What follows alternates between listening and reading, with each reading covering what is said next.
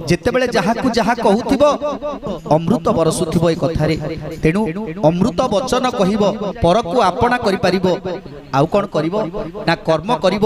ଯେତେ କଷ୍ଟ ଆସୁ, ଯଦି ଆଜି ସେ କର୍ମଟି କରିବାର ଅଛି ତାହେଲେ ତାକୁ ନିଶ୍ଚିତ ଭାବରେ କରିବ।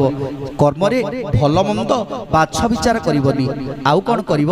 ସତ୍ୟ କର୍ମରେ ଧର୍ମ ଅଛି, ଧର୍ମ କରିବ କର୍ମ ବାଛି।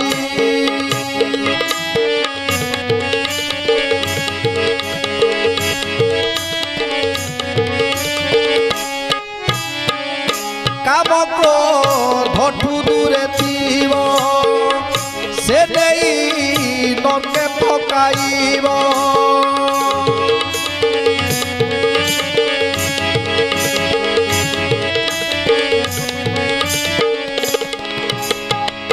কর্ম করিব